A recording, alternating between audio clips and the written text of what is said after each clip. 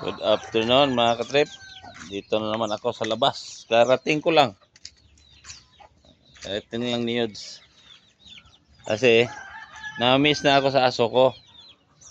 Alam kong miss na niya ako. Basta isang araw hindi niya ako makita. Miss na niya ako. Tignan mo. Yayapos to sa akin. Kung paakyatin ko to sa kamay ko, akyat yan. Dong luloy. Akyat. Up. Ito yon, ito kabait ang aso ko. Miss na daw niya ako. Miss na daw niya ako.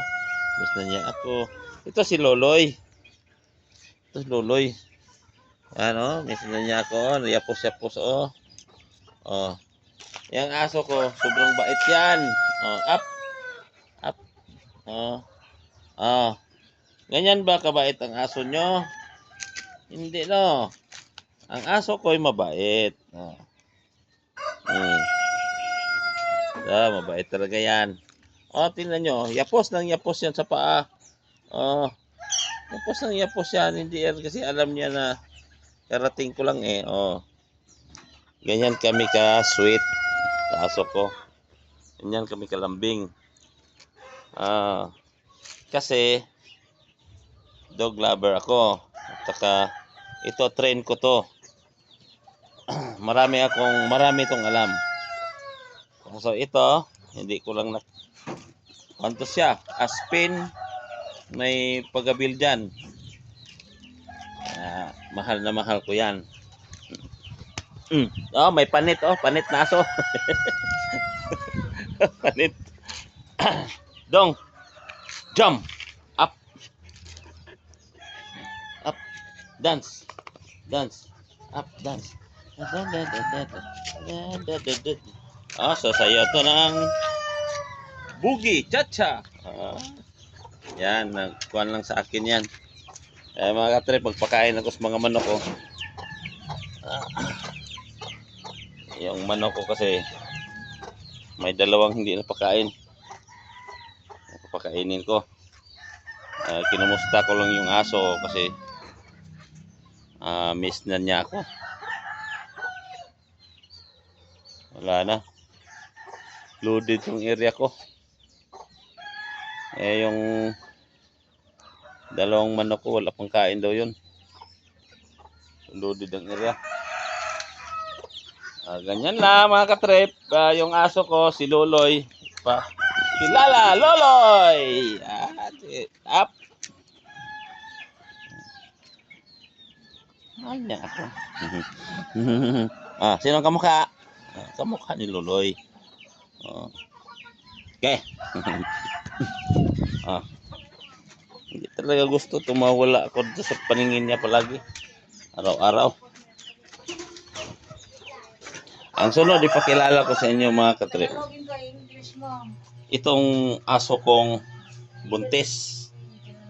Si Jenny. Jenny! Come! Jenny! Yan, tawagin ko yung buntis. Jenny! Hali! Buntit! No? Yung buntis ko, yan. Palaging magpapansin yan. Lalo na yung toko ko. Yan, yung si toko ko. Yan ang toko ko. Toko! Kuto! Toko! Yan ang titilaok pag tawagin ko. Si Toko. 2 kilos, 2.5 yan. Yan, mga supling niya yan. Kanya yan. Pero mistiso na, hindi na pure. Pero maging pure yan sa next. Yan siya ang pure. Pure Holohano. Sayam yan kung sa ibang bansa. Holohano yan, wala ng balahibo. Yan, mga katrip, ganito, ititrip ko palagi yung mga hayop ko. Yung may hayop ako ditong nandiyan ka ikaw wala kang ginawa kung dilutin yan, yung nag-alaga, hindi naka-aral kasi pasok. Walang pasok sa isip niya. Alika, Jenny. Alika. Labas ka. Silaan kita. Ay, hindi kita pakainin. Nan, kapapakainin. Yan yung Ginny ko. Kuan yan. Malambing. Mabait. Wala yan. Hindi. Galit lang yan sa mga sisiw. Pag may kakain yan, galit yan sa mga sisiw. Buntis to eh. Dragon ang tatay. Ang nagkasba sa kanya dragon. Kaya ano kaya ang lusot? Huwag mo nga pisilin ang tiyan. Kawawa to. Buntis ko. Huwag mong kunan tiyan kay buntis to. Dalawang buwan na. Lambot ka na, nagagagat ka pa rin. Ito ang Ginny ko. Yan mga katrip. Yan, maliit yan. Maliit na Ginny. Ginamit ko yan. Ang bait nito.